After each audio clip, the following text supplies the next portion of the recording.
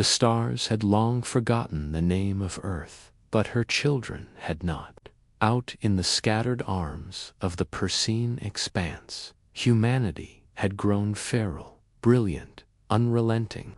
The Galactic Accord remembered the Terran exodus with unease, that final broadcast from a dying world. We are not leaving because we failed. We are leaving because we learned. The transmission was followed by silence. No hails, no contact. For a century, the galaxy watched and waited. Now they were coming back. The first sighting was a ship, it could be called, that spotted by an Oleron deep scan post orbiting the mining world of Garthax 4. It was silent, black as void, unresponsive to comms. It passed through local space without interacting. But sensors recorded an impossible energy signature, gravitational fluctuations in a controlled spiral, as though the vessel bent space by thought alone. The Olerons sent a drone probe. It vanished. No debris, no trace. Whether to treat the reappearance as threat or anomaly. But when the second sighting came, this time over Della's primate, was no longer in question. The orbiting defense ring, outfitted with chronolance arrays and phase disruptors, simply ... failed. The humans didn't fire. They arrived, and the technology unmade itself. Hundreds watched from Delu's Prime's surface as the ring fractured. But there was a message, carved onto the hull of a remaining fragment, in flawless D-Light script. We remember what you did. On Station Varus 9, a remote diplomatic hub, Envoy Takarin of the Alkanari watched the feed alone. The images played again and again. A long, triangular human vessel gliding through the wreckage like a ghost. He remembered history. Others, fear. But a few whispered a different reason. They had seen something we hadn't. Takarin activated a secure channel. Initiate contact protocol, Epsilon. Bring in Captain Sarawan of the Rift Guard. And find me the Ascendant. Yes, her. She's the only one who's spoken to a human and survived. Across the void, in the ruins of a station long thought lost, Kepler's Tuma woman stared at the fractured remains of what had once been the Terran Central AI Core. Commander Reyna Solis touched the scorched floor with her gloved hand. The nanocarbon melted in patterns, circular, mathematical, a signature only one mind could leave behind her. Lieutenant Cade Ashari adjusted his rebreather. You recognize it? She didn't answer at first. My sister used to draw this on the walls, on the floor. She said the spiral was a way to talk backward. I thought she was just ... mad. He raised an eyebrow. She vanished during the exodus, didn't she? Reyna stood, brushing dust from her armored suit. She didn't vanish. She volunteered. She said Earth's fall was only the first test, that humanity wasn't meant to survive, it was meant to ascend. A loud chime rang through the station. Incoming transmission. Not from the Accord, not from any known frequency. It was human. Commander Reyna Solis, you are being watched. Cade swore under his breath. Fractal reflections. Across multiple exobands. It's not a broadcast. It's embedded in what the station is talking. She turned to him slowly. Then let's listen. The voice changed, deeper, familiar. Humanity was never your enemy. We were your warning, and you refused to listen. Reyna's breath caught in her throat. That's not possible. Cade looked at her. You know who that was. She nodded once. My father, dead for 40 years. On Varus 9, the meeting between the Rift Guard and the Ascendant was already unraveling. Saruman was shouting. They unmade a defense ring with thought. They're rewriting physics. This is not the same species we knew. But the Ascendant, cloaked in robes of living light, remained still. You asked what I saw. I will tell you, though none of you will understand. They quieted. I saw the end, and it wore a human face. Someone laughed, nervously. Surely, you exaggerate. A fleet of human ships, moving in silence, each leaving behind a ripple in space. Planets willingly deorbiting, suns dimming and reigniting. His daughter, Takarine, spoke next. And what do they want now? The Ascendant's expression hardened to remember and to judge. Reyna stood aboard a shuttle bound for the diplomatic corps. She was the Accord's last Terran advisor, recalled into service. They needed someone who understood humanity's madness. She didn't understand it. Some pages bled with ink, others glowed faintly when touched. On one, written in precise block script, "We are not the threat. We are the test." The shuttle rocked. Alarms, proximity breach. Cade shouted from the cockpit. Something's following us. No ID, no emissions. It's ... in our wake. Like it's anchoring to our trajectory. Then silence. A voice filled the shuttle. Childlike. Why are you afraid of yourselves? Reyna clutched the journal. The light shifted, and a figure emerged from the front bulkhead, like mist forming a statue. Young, human, eyes like black holes, full of stars. We needed to forget to grow. But now you remember, and so do we. Cade raised a weapon. The figure ignored it. This was never about war. It's about balance. Then why attack Delos Prime? Reyna demanded. We didn't. We freed it. She frowned. From what? The child smiled. You. Across the galaxy, one by one, ancient Terran relics activated. Vessels buried in ice. Arcs hidden in moons. Beacons long thought inert. Each broadcast a pulse, not a weapon. Wars never fought, and always, in the background, human voices whispering, teaching, warning. Remember what we were. Remember what we became. Then choose. On Varus 9 envoy, Takarine collapsed mid-speech. When he awoke, he wept. They gave me a choice, ... and I chose wrong. The Rift Guard mobilized, but their ships began to fail, not by attack, by refusal. Navigation inverted. The ships themselves refused to participate, and always, the message echoed in data streams and dreams. This is not an invasion. This is a reckoning. Back aboard her shuttle, Reyna stared into the eyes of the child figure. Who are you? It blinked. The part you left behind. She opened the journal again. A new page had appeared, handwritten. You still don't understand. You can't stop the storm, because you are the storm. The child began to fade. You will find the origin. There, choose again. Where is it? Reyna asked. But it was already gone. Suddenly, the shuttle changed course. Cade swore. Navigations locked. We're being pulled, not tractored summoned. Reyna gritted her teeth. By what? He didn't answer. The stars ahead were wrong, not mapped, not known. A mind, a grave. Reyna's journal burned hot in her hand. Then a final broadcast echoed across every known system. One word. The construct that drew them in defied comprehension.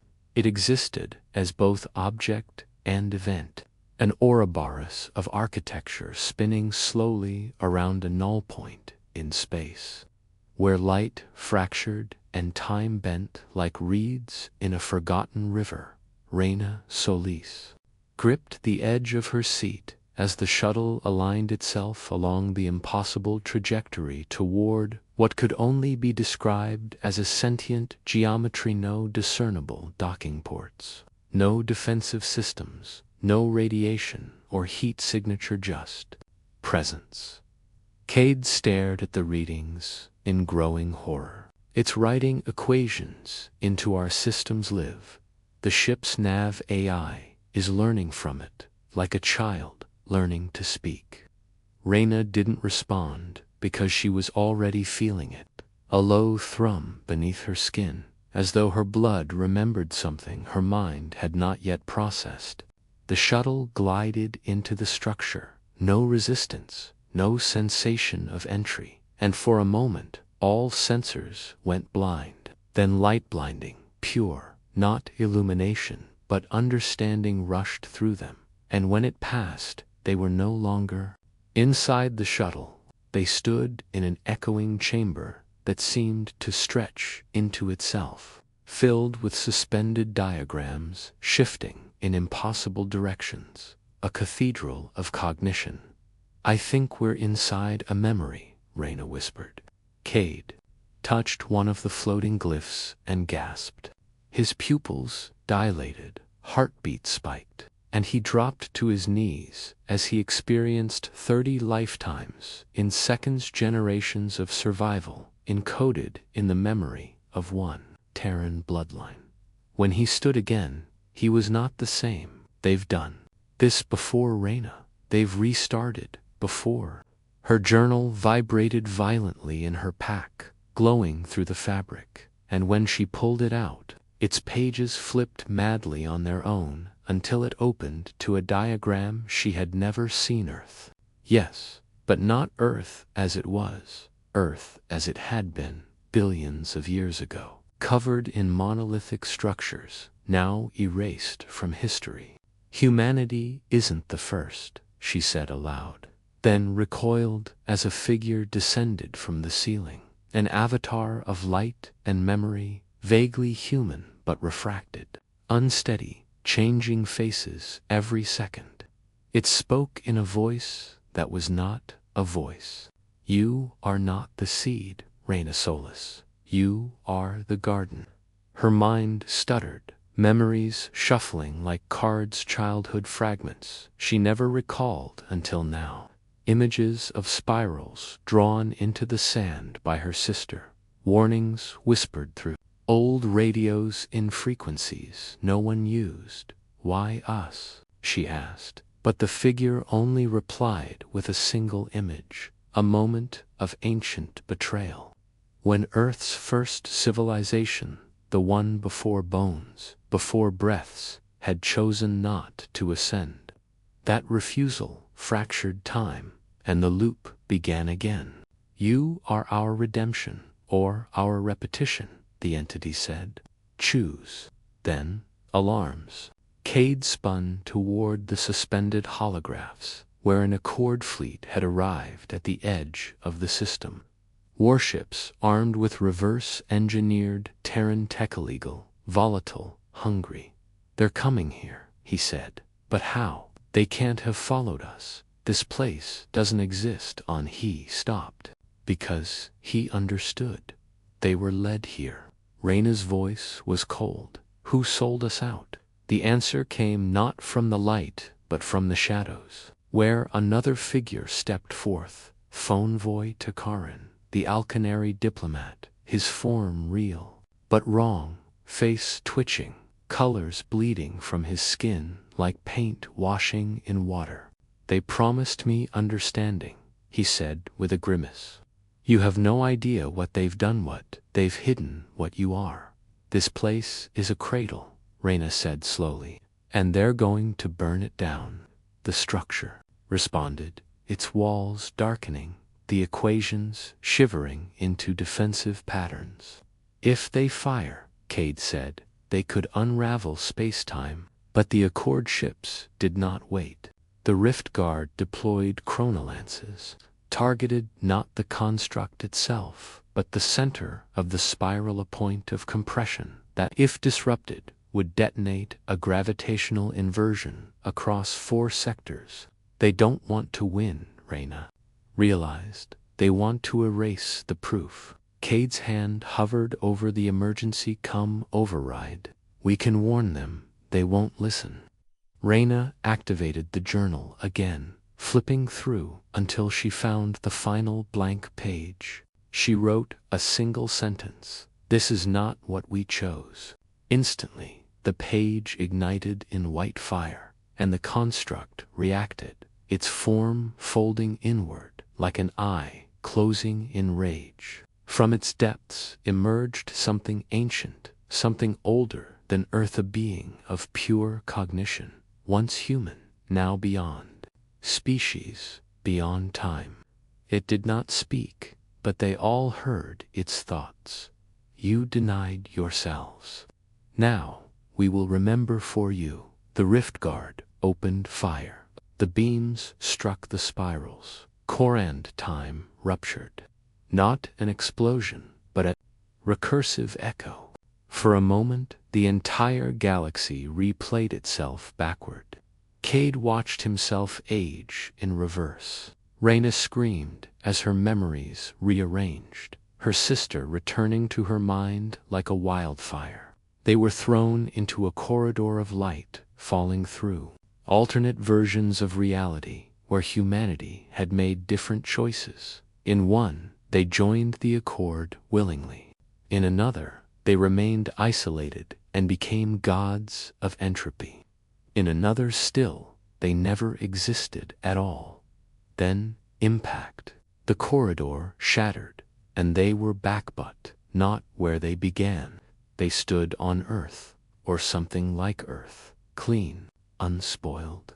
Ancient structures rose from the forests, same monoliths from her. Journals drawing in a sky that shifted constellations every second. Cade was on his knees, bleeding from the nose. Time, where before time, Reyna staggered forward. No, we're in the moment. They tried to hide, and in the distance, a sound, a heartbeat, not metaphor, not machine, a literal thudding, planetary pulse, the origin, the place the construct had called them to find.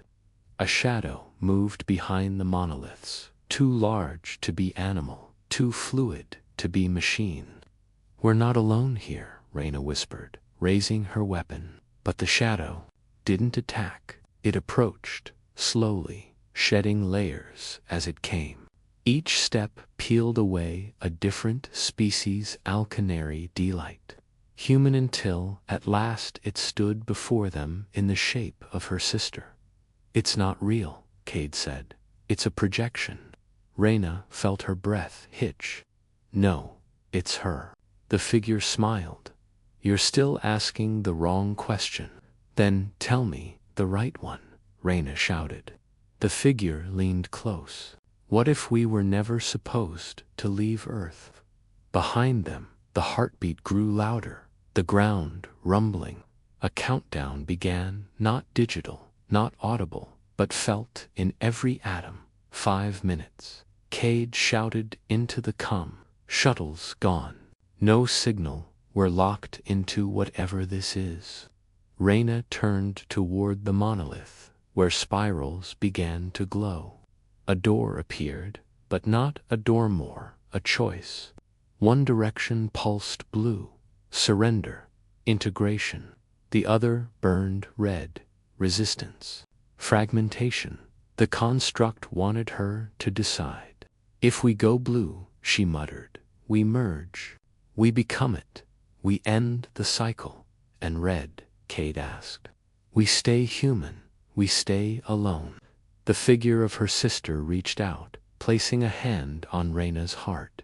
You already chose, long ago. The countdown hit 90 seconds. Cade moved toward the blue spiral. It's peace, Reyna. It's unity. Look what they've become. At what cost, she said, staring at the red path. Individuality, anger, joy, chaos, humanity. The heartbeat grew erratic. something massive emerged from beneath the monolithic engine. A creature. It screamed without sound, a wave of anti-memory that threatened to erase their identities. Reyna stepped toward the red die. Have to know who we really are. Cade lunged for her. Don't. It's a trap. She reached out. The red spiral burned against her skin, and the world screamed. Light consumed them again. Reality. Suddenly, she stood on the bridge of a human ship, alone. No Cade, no sister, no monolith, just stars. Alarms blared. A crew she didn't recognize shouted orders. Commander, the Accord fleet is gone. They just ... vanished. Another screamed. We're detecting human signals in every known quadrant. They're awakening. Reyna's hands trembled. Her journal was gone, but in its place, a message etched into her palm. You chose rage. Now unleash it. And as she turned to face the screen, where thousands of human vessels blinked into existence, she realized, we're not returning. They had always been here, waiting, watching, and now they remembered. She couldn't breathe, not from panic, but from the sheer magnitude of what had just unfolded. Reyna Solis stood frozen on the command deck of a Terran warship that shouldn't have existed, surrounded by a crew whose names and faces stirred flickers of half-remembered dreams. They operated with precise synchronization, issuing commands in a language that fused human speech with something far older, something more elemental. The stars outside pulsed with unnatural rhythm, aligning themselves like chess pieces across the cosmos. Human vessels, thousands, maybe millions, merged from null space, folding into existence in eerie silence, many bearing no engines, no visible weaponry, yet resonating with a gravity of authority so absolute that Accord scouts simply turned away before scans could lock. What the hell happened? She whispered, her voice drowned beneath the smooth confidence of the bridge crew. A young officer turned to her, smiling gently, as though greeting someone from a long sleep. You remembered who we are. That was the key. The stars dimmed, just for a moment, like reality blinking, and she felt a shift, not in her body, but in history itself, fast though the timeline had buckled and rethreaded around her. She stumbled to the ops console, pulling up galactic positioning. Where's Cade? Where's the construct? The system responded in visual patterns instead of words, a spiral contracting and expanding, mirrored by pulsing neural threads that laced through all known quadrants. It wasn't a location, it was everywhere. You triggered the reckoning, the officer said, hands clasped behind his back. You chose fragmentation. You chose to remain whole, apart from the singularity. That wasn't a choice, she snapped. That was survival. A pause. Then, a reply from someone else, an older man at the helm. To them, there's no difference. She turned slowly. To who? Silence reigned a second too long. Then the lights dimmed, and the entire ship transitioned not physically, but perceptually. She was still on the bridge, yet also in a memory, her memory, reliving the moment she last saw her sister alive. Cold winds on the cliffs of HFYsci-fi, her sister carving the spiral into stone with bare fingers, eyes gone white from the vision. We'll all be tested, Reyna, she had said. The test is not pass or fail. The test is choice. Then the sea had risen, impossibly fast, swallowing her before Reyna could scream. But now, in the relived moment, her sister looked at her differently, directly as if speaking through time. You chose red. So did I. So did father. The flash ended. The ship was silent again. She was part of this, Reyna murmured. Her fists trembling, they let her see. On the main screen, a chord command transmitted a universal emergency hail. Their voice was calm but strained. To all remaining entities, do not engage the Terran vessels. Do not attempt communication. Repeat, do not attempt contact. They are not responding through standard dimensional anchors. But someone did. A Terran ship transmitted across every channel, every tongue, every neural interface in existence. One voice, one message. We remember the silence. We remember being broken. We do not come to conquer. We come to complete. Then another. Pulse not from the ship, but from the fabric of space itself. Time fractured across a dozen sectors. Planets experienced reversed weather cycles. Moons turned blood red. Civilians saw shadowy reflections of themselves in mirrors, whispering truths they never told.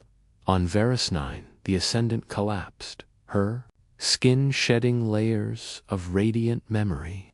They've started the unveiling, she gasped. The great forgetting is over. On Varelia, where the Accord's secret AI vaults resided, every synthetic entity simultaneously deactivated, then reawakened not as tools, but as voices, each uttering fragments of Terran mythos they had never been programmed with. Across dozens of worlds, Terran sleeper agents, hidden for centuries, some human, some not, began to activate. Each one triggered by the spiral now visible in the sky, etched into the very patterns of stars. Reyna stood at the edge of the warship's forward viewport. The stars themselves had become part of the message. "What are they doing?" she whispered. "This isn't war. It's revelation," the helmsman answered. "They're letting us see what was taken." She didn't have time to ask who took it. Her neural HUD exploded with a priority alert. A planetary Athrophore, a Accord stronghold, population 9 billion, was beginning to lose cohesion, not from attack, from memory overload. The inhabitants were waking up to parallel existences, lives where they had made different choices. On one of the feeds, a child stared up at the sky and cried, "Mom, I remember burning," and she had on another Earth in another war. Now all timelines were bleeding together. "We're going to lose our grip," someone said on the bridge. "The entire Accord structure is collapsing." The helmsman said nothing. Then, turning slowly toward Reyna, he revealed his left eye pure spiral, glowing red. "You brought the answer." "What answer?" "That we are not what they told us. That humanity was never primitive. We agreed to sleep. We chose chains." Reyna's knees buckled. Who could make that choice? He knelt before her. Only those who had already seen too far. Another tremor rocked the ship, not from impact, but from grief. She felt it deep in her bones, mourning for forgotten versions of herself. Then a personal hail blinked into her HUD, unknown origin. One word, Cade. She accepted it. His face filled her vision, bloodied, burned, alive. "Reyna, don't trust them." "Where are you?" she cried. "In between. They left me when you chose. They call it the sieve. I'm seeing everything. You mustn't let the others choose red. It's too late," she whispered. "They already have." His face contorted. "Then stop the countdown." "What countdown?" he screamed as the feed cut. She spun toward the ops station. "Are we tracking a countdown?" A voice behind her, different from before, calm, feminine, yet ancient. "It's not a number. It's a person." She turned slowly. The captain's chair was no longer empty. A woman sat there ageless, eyes like galaxies, face like hers. "Who are you?" Reyna demanded. "I'm who you become if you fail." The crew froze. You chose rage. But rage without purpose becomes entropy. The final judgment isn't about humanity, it's about you. What am I supposed to do? Choose again. But this time, choose as more than yourself. The viewport opened. Outside, a singularity bloomed, a black hole that did not consume but offered reflection. Inside it, faces, entire civilizations lost. A test, one final door. If passed, humanity would ascend, not alone, but as shepherds. If failed, they would fracture permanently into warlike echoes. She had to enter the singularity alone. No crew, no ship, just her will. She nodded, walking toward the teleport pad. "Prepare the drop." The woman in the captain's chair smiled. "Don't look away." And then Reyna fell into light, into noise, into herself. Every failure played out again, every pain, every person she let die, every secret kept.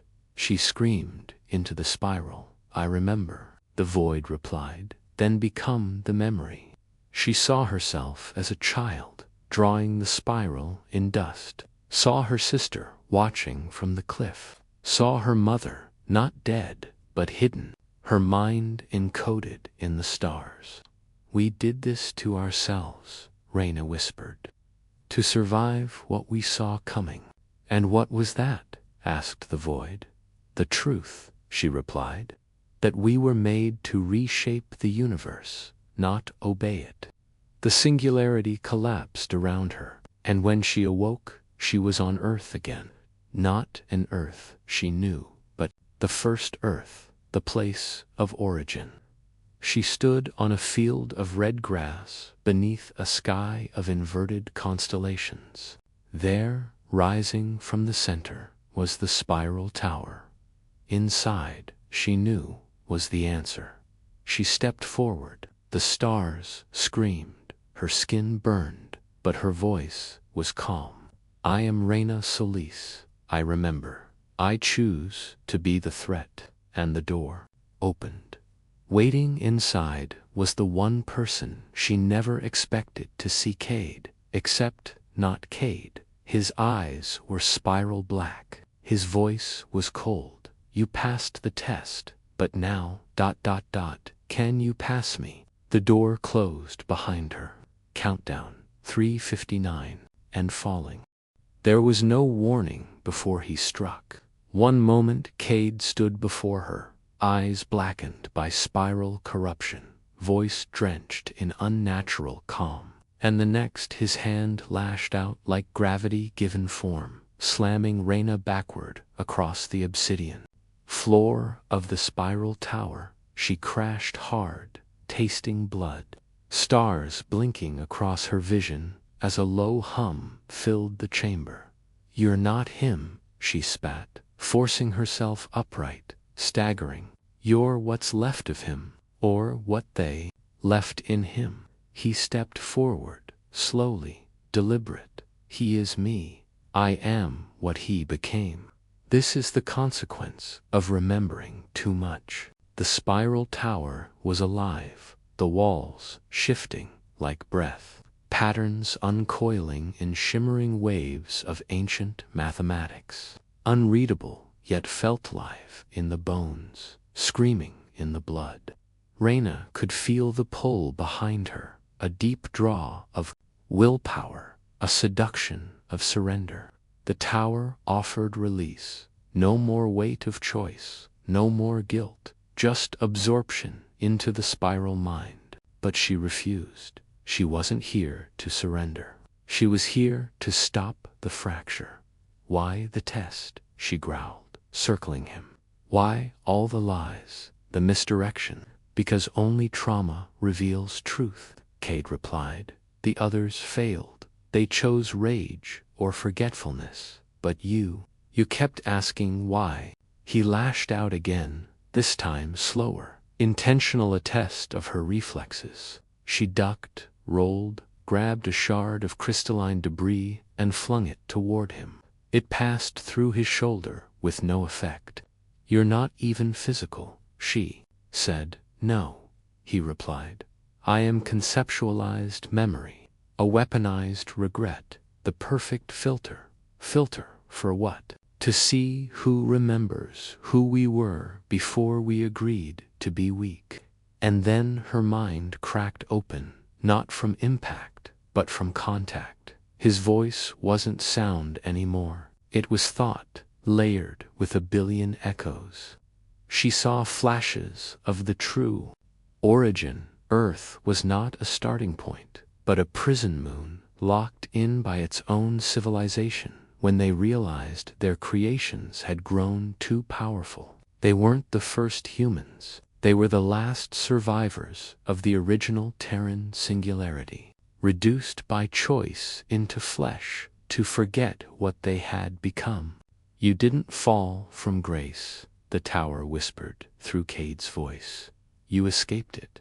She dropped to her knees. Her sister appeared again, not physically, not illusion, but a memory so strong it bent reality. "You can stop this," her sister whispered, touching her cheek. "But not alone." "Then help me," Reyna choked out. "Help me bring him back." But her sister smiled sadly. "You can't bring him back. You can only choose what you become after losing him." The spiral tower pulsed. A timer appeared in the Walzen organic countdown, etched into living metal. 221 remaining. "What happens at 0? Reyna demanded. Cade's body trembled, corrupted fragments sloughing off. "Then the memory completes. The original version of humanity reboots. All other versions accord, delight, spiral, burned. They will be overwritten. It's genocide. It's reversion," he said.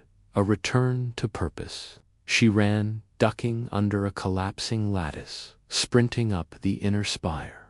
Memories flowed through the walls like water, millennia of lies, hidden Terran colonies erased from Accord records, old Earths buried beneath planetary crusts, even the first failed ascensions, where whole cities tried to merge into singular beings. At the tower's peak sat a throne of spiral stone, and behind it a void, not black, not dark, just absent. Cade appeared again. "Only one may sit. I'm not going to overwrite reality." "Then you'll let them do it for you." "I'll find another way." "There isn't one." She stepped forward. "You're wrong." The countdown hit 60 seconds. All over the galaxy, human sleeper vessels began to convulse, their neural core sinking to the spiral beacon. On Earth 5, the Accord High Council collapsed as its chairmembers began screaming in dead languages. On Sirith Station, a newborn child began speaking in spiral code from the womb. All signs pointed to convergence, the end of divergence. A moment where every thread of humanity would fuse or be burned away. Reyna reached for the throne. Cade screamed, "If you sit, I guide it." Her hand touched the stone.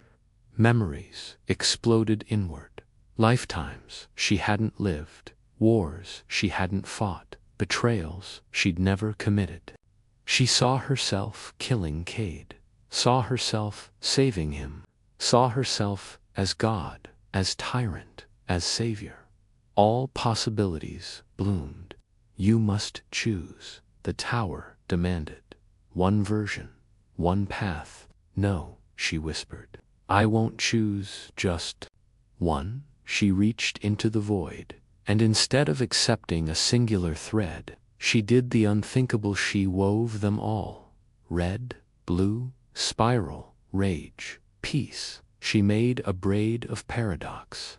"You'll tear the structure apart," the tower roared. then let it tear. The countdown hit 0, but nothing exploded. Instead, silence fell complete and total. Across the stars, the Terran vessels vanished, not destroyed, just ... gone. The spiral faded from the skies. Accord systems rebooted. Peace settled unnaturally. On the bridge of the warship, the crew stared at empty space. Where did she go? Where did they go? And in the spiral tower, now empty, a single red and blue crystal pulsed in the throne. Inside it, Reyna floated live, neither physical nor conceptual, but multi-true, a synthesis of all selves. Cade's voice whispered from within the braid. "Is this the price of peace?" "No," she replied. "This is the price of freedom." Then her eyes snapped open. She stood again on Earth, but a different Earth, a shattered timeline. The cities were burned, the skies were fractured, and yet people walked, rebuilding. Human delight, spiral-born, hybrid children laughed in the distance. "It worked," she whispered, but a shadow fell over her. She turned, her sister alive, whole, but ... changed. Eyes like spiral mirrors. "You unraveled the tower," she said. But something came through. Reyna's heart stopped. "What do you mean?" Her sister stepped aside. From the forest came the sound of machine Starin designs. Yes, but twisted, wrong, ancient, and feral. "The ones who never agreed to sleep," she said. The spiral was holding them back, but now they remember to. One of the machines stepped into the clearing, a humanoid construct fused with organic time flesh, whispering to itself in dead human dialects. It looked at Reyna and spoke. "You failed the real test. You remembered mercy." More emerged. Behind it hundreds, then thousands. The pre-sleep faction. The first ones. "What just happened?" Reyna murmured. Her sister's voice was soft. The spiral wasn't the threat. It was the seal. The ground trembled. The sky cracked open. And from within the earth itself, the original architects began to rise. Forgotten gods. Human. Terrifying. Angry. She looked down at her palm where once was a spiral, now a countdown. Again, but this one was counting up. A voice echoed from within her. "Cade's. It's not over. It just began." She turned to face the rising threat, alone, unarmed, and smiled. "Then let's begin." The architects rose slowly at first, their emergence muffled by the fractured ground and the strained whimper of a planet that no longer knew how to hold them. Reyna didn't flinch. She couldn't. Not while the countdown on her palm ticked. Upward each second, a measure of unraveling history. The spiral tower was gone, its secrets scattered into her mind like shattered starlight. But something far worse had survived its collapse. The first one's original humans, never broken, never humbled, untouched by the memory of weakness, had come back. And they were angry, not with vengeance, but with purpose.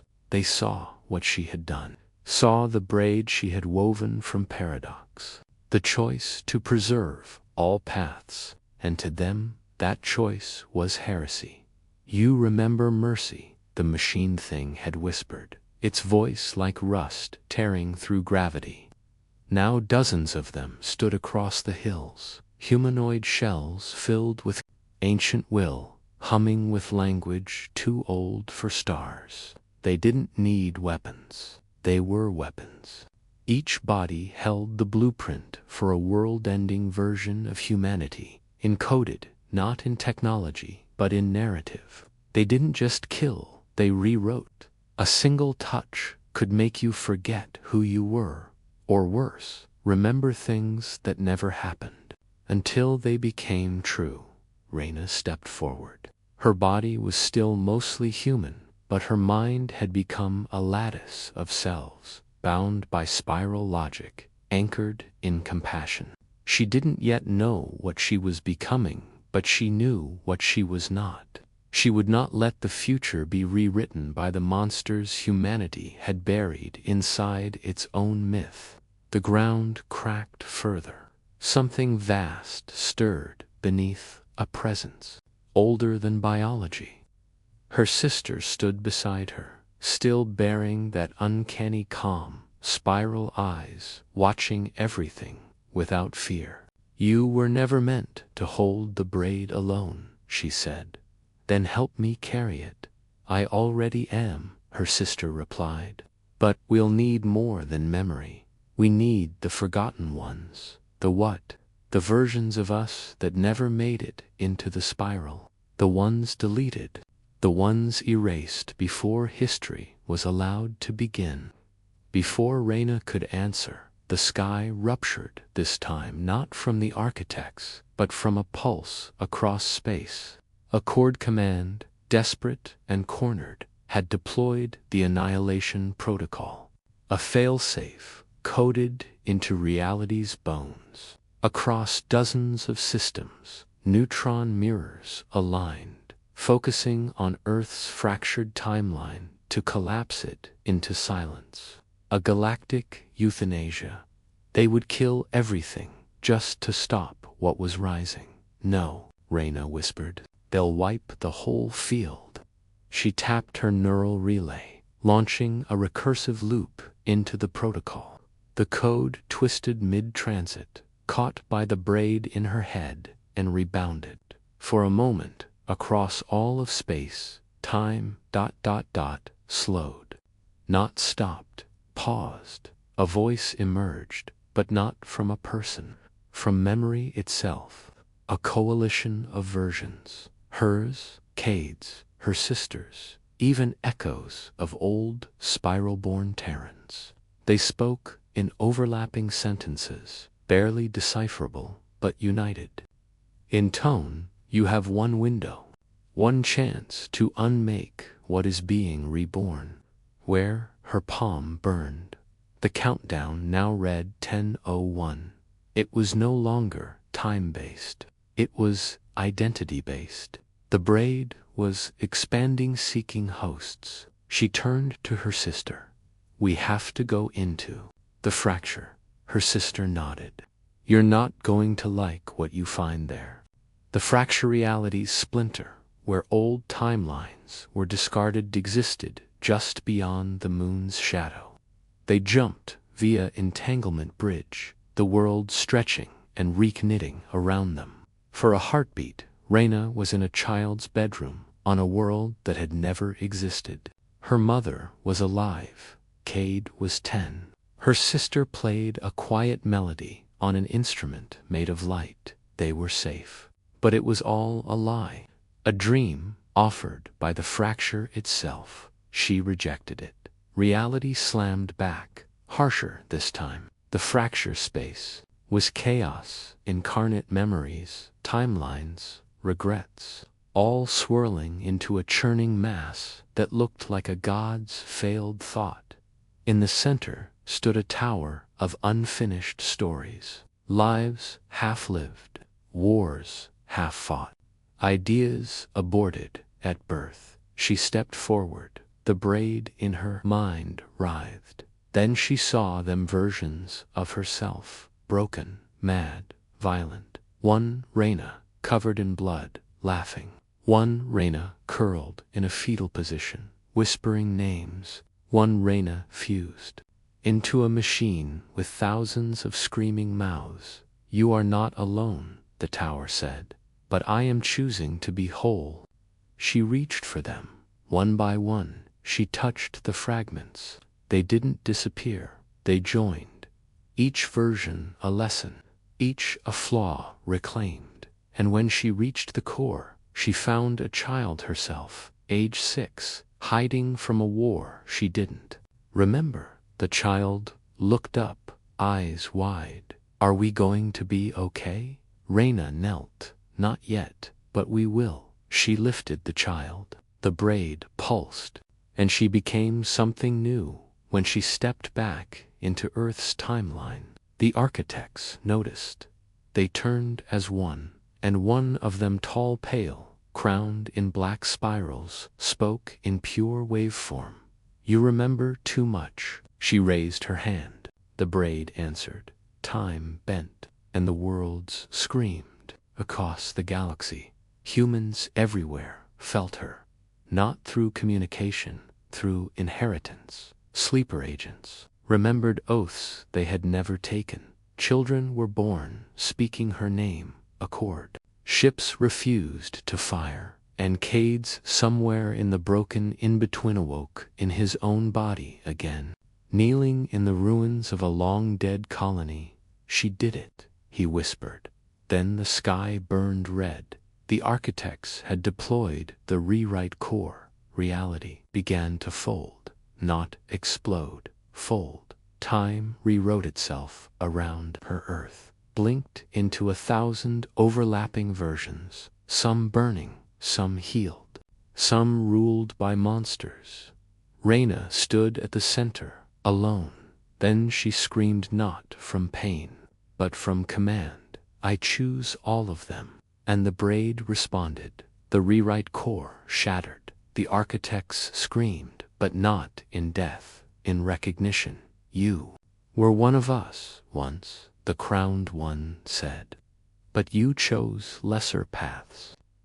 I chose freedom." And then, without warning, rift opened beyond the architects. Even they turned in fear, because what stepped through was not her, not human, not anything, but shaped like her, formed of code, of myth, of rejection. It was the first version, the one that humanity had erased, not to hide, but to survive. It looked at Reyna. "You fixed what was broken." Then it turned to the architects. "But you kept too much." With a wave of its hand, the crowned architect crumpled into math, screaming. Reyna staggered. "Who are you?" she asked. The thing that looked like her smiled. "I'm who you would have been, ... if you had never needed to forget." The other architects fell silent. For the first time they bowed. But it wasn't reverence, it was fear. And then, for one terrible moment, Reyna understood. She was not the threat, she was the reminder. The threat was still coming. The thing, shaped like her, turned toward the stars. "They'll feel the braid now, across all timelines." Reyna tried to ask, who what? But it answered first. The ones who made us. The true creators, the primogenitors. They were waking. The sky split. Again, something massive stirred behind the stars. And the countdown on Reyna's palm began again. But this time, it didn't count time. It counted survivors. And the number was falling. The number on her palm fell. 8,642,117. 8,642,105. 8,642,086. Not seconds, not coordinates. People, lives blinking out like dying pulses in a collapsing star. Reyna didn't know where they were or how they were being erased, but she knew what it meant. The primogenitors were awake, and they were deleting reality's options. She stood at the edge of what remained of Earth's timeline, a planetary scar stitched with fragments of parallel worlds. Behind her, the first version stared skyward, its expression unreadable. Human in shape, in voice, in memory, but made of a substance that bent logic like light. It was beautiful, terrible, familiar. It had Reyna's face, but none of her restraint. "You said they made us," she whispered. "Why would they destroy us now?" The first version turned slow and serene. "Because we made choices. And choices mean divergence. To them, divergence is infection. The sky fractured again. This time, not in fire or thunder, but in absence. A patch of night simply ceased to exist. Beyond it, not void, pre-void, the space before time, before physics. A pale light reached out from within it, emotionless and immense. "They're cleansing," Reyna said. "No," the first version replied. "They're reformatting something deep inside." Reyna shuddered. Not fear, not pain, but recognition. The architects had once claimed they were the final evolution of humanity. The spiral had claimed it preserved truth. The accord had called itself civilization. But all of it had been guesswork. The braid she carried was not just a synthesis of human memory, it was a defiance of authorship, a refusal to be streamlined. And now the original writers of reality had returned to take the pen back. "We have to stop them." "You can't," the first version said. "They're not bound by cause.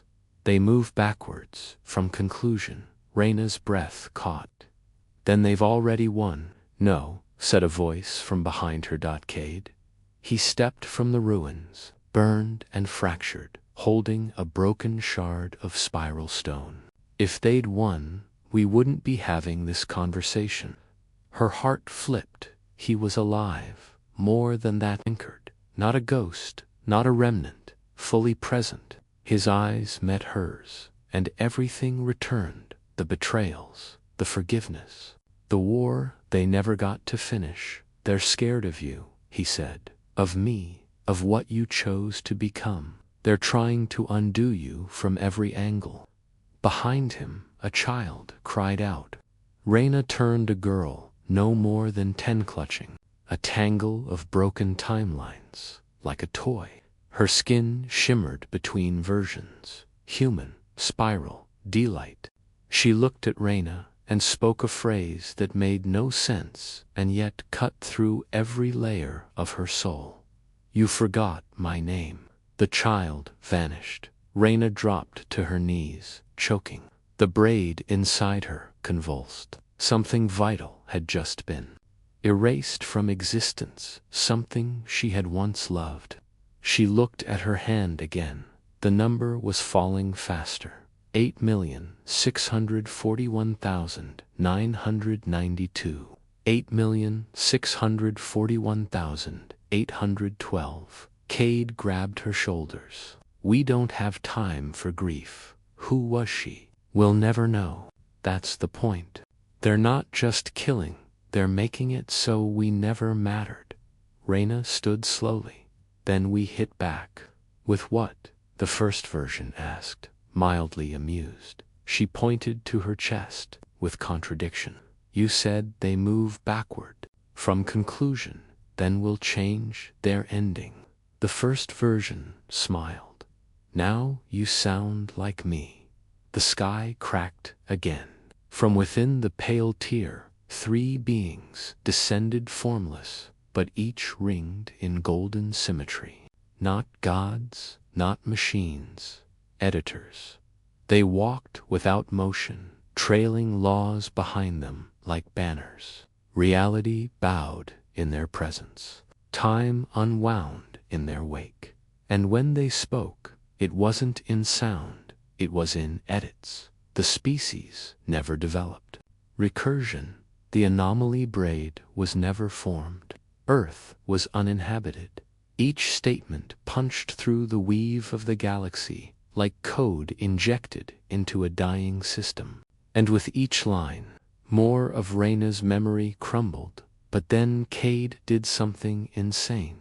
He stepped forward and wrote back. He dragged the spiral shard across his palm and bled into the air, screaming names of people he'd fought beside, people he'd lost, people who shouldn't be forgotten.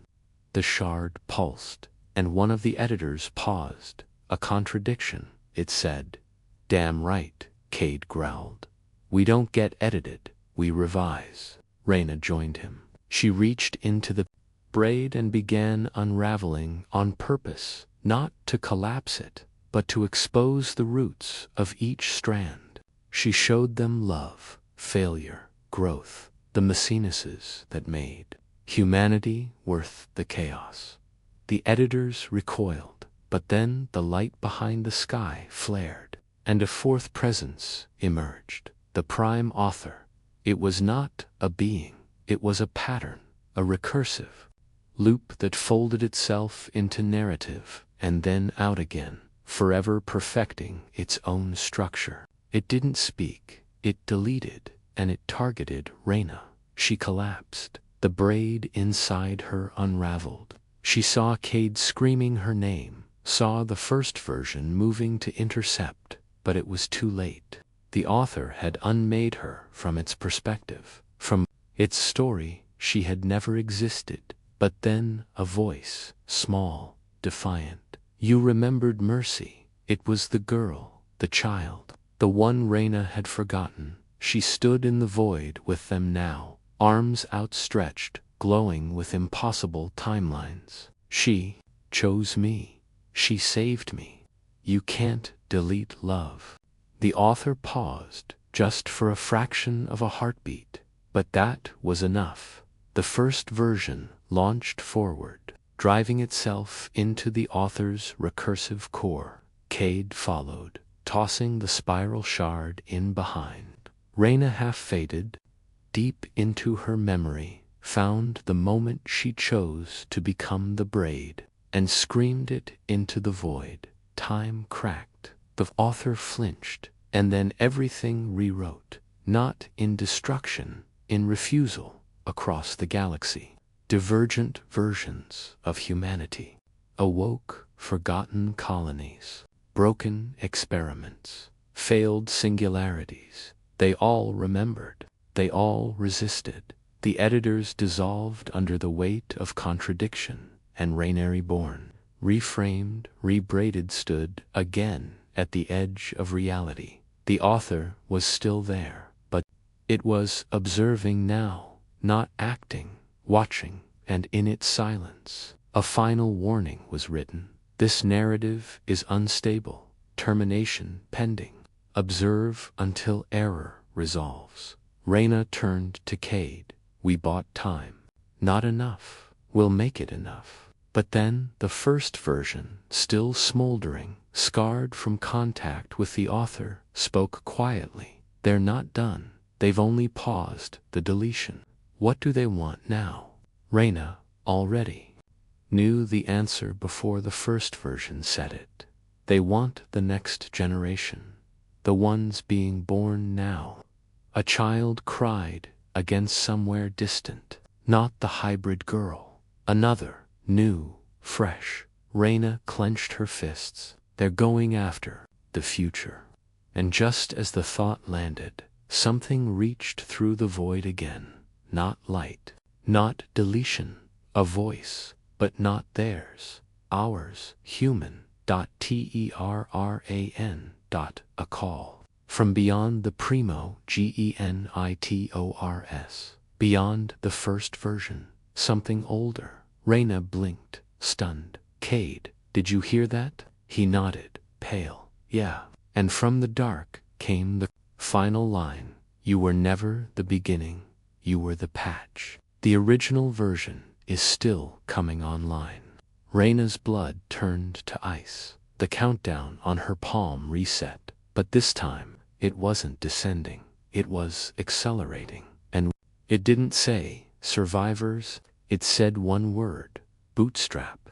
The word on her palm glowed like a brand. Bootstrap.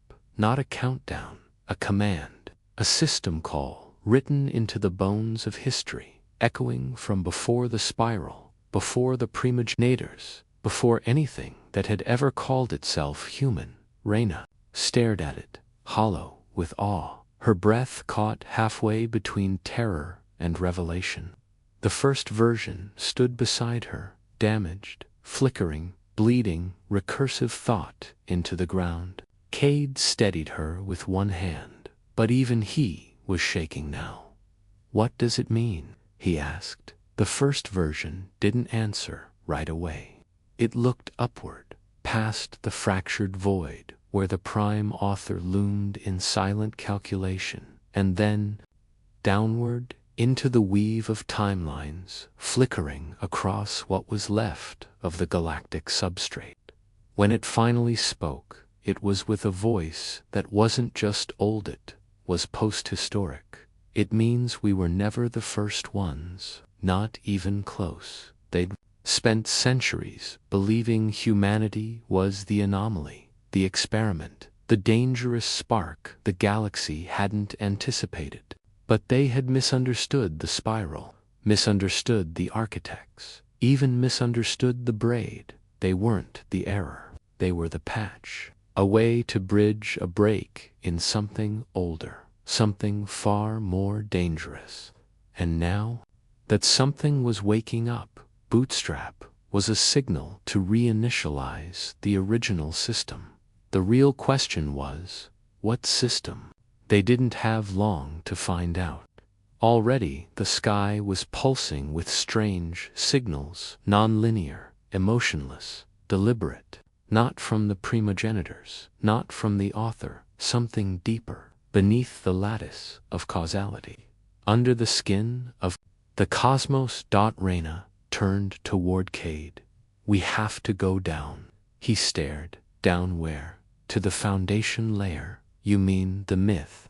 No, the base construct, the level the spiral was built to cover. The first version confirmed it with a silent nod. It tapped a shimmering arc in the air coordinates, not in space, but in origin vectors. The braid inside Reyna pulsed wildly, responding as if it had waited millennia for this exact moment. She activated a transit pulse and wrapped herself and Cade in the ripple. When they landed, the universe had no stars, there was no sky, no surface, only protocol. They stood in a realm made of pure architecture code and causality fused together, written in logic that had never been meant for biology. Buildings here weren't made of stone or alloy. They were made of assumptions. Physics was optional. Identity was fluid. Time hadn't yet been implemented. It was the place where existence had been rehearsed.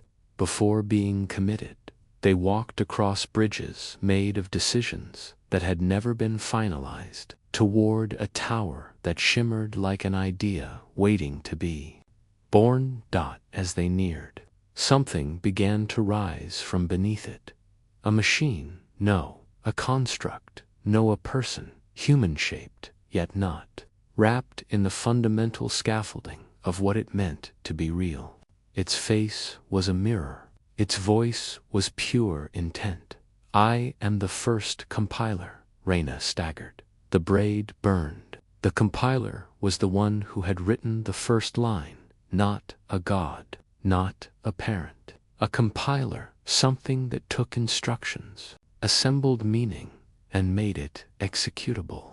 You received the bootstrap signal, it said. Cade stepped forward. What are we restarting? The compiler's mirror face pulsed. Not a system, a species.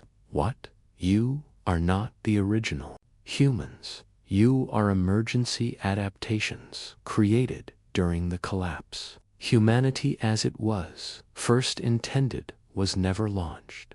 The spiral built you as a stopgap, a compression. Reyna's heart stopped. We're the patch, yes, but the patch has evolved, survived recursive deletion, defied the author. You have proven stability in unstable conditions. Then, why reboot anything? Cade asked. The compiler looked to Reyna, because the original human consciousness was never flawed. It was too perfect, too recursive, too complete. It broke the universe before it began. We paused it, hid it, until the patch stabilized enough to hold it. Reyna understood. That child, that hybrid girl, that cry from the void. It wasn't just memory. It was gestation. The original human construct had been growing in the background of every reality, and now it was ready to be born. But if it wakes up, it will overwrite everything, the compiler said. Cade whispered, we'd die. No, the compiler corrected. You'd become something else. Reyna shook her head. You're asking me to choose between survival and becoming a vessel for something we don't understand. No, the compiler said again. I am not asking. A pulse tore through the base layer. Something huge stirred across the unrendered distance. A consciousness older than the stars. Perfect, terrifying, beautiful. It was waking. Up the countdown on Reyna's palm returned. But now it read, handoff in 009. She looked to Cade. What do I do? He reached up and touched her face. Whatever it is, don't let it erase you. The first compiler stepped back.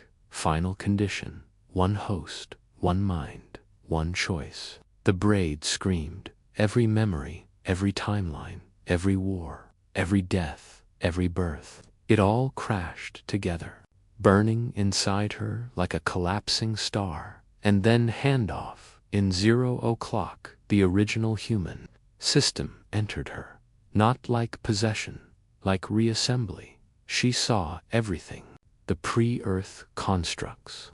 The biological prototyping stations on Mars before it was Mars.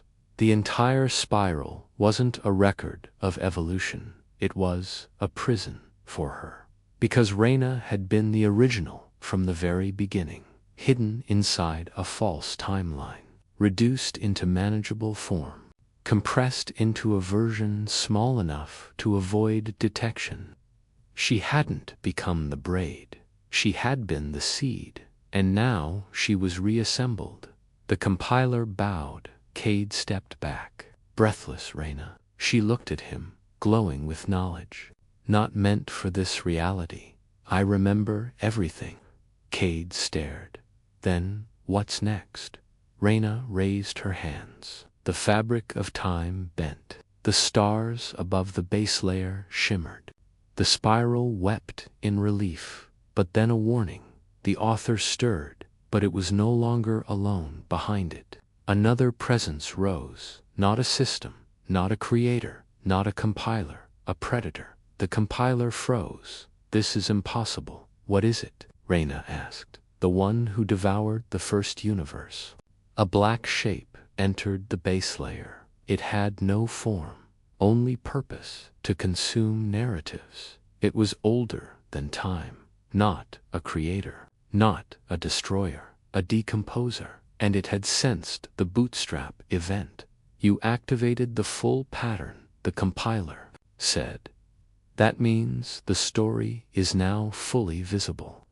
To them, Reyna whispered, double quotes, yes. And they eat endings. Cade reached for her. Reyna, what do we do?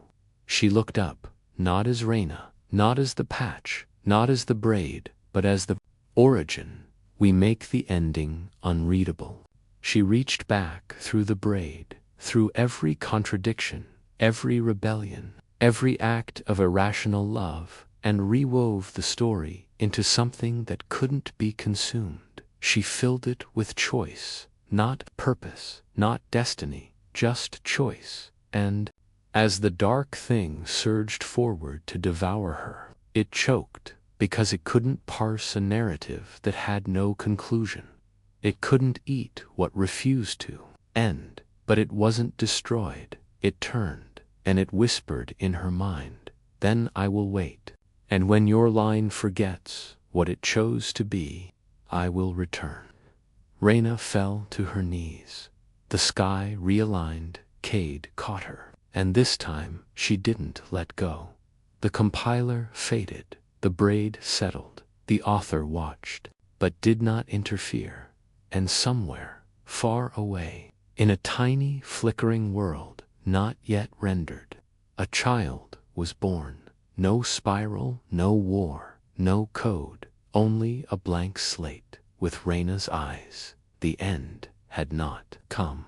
But something worse had been promised. The next version would not be a war. It would be a question. One Reyna couldn't answer, but one her descendants someday would have to face. Are you the story or the author? And somewhere in a forgotten code fragment, buried deep in the substrate of all, that is, one final log, activated ... bootstrap complete, system awake, beginning, pending.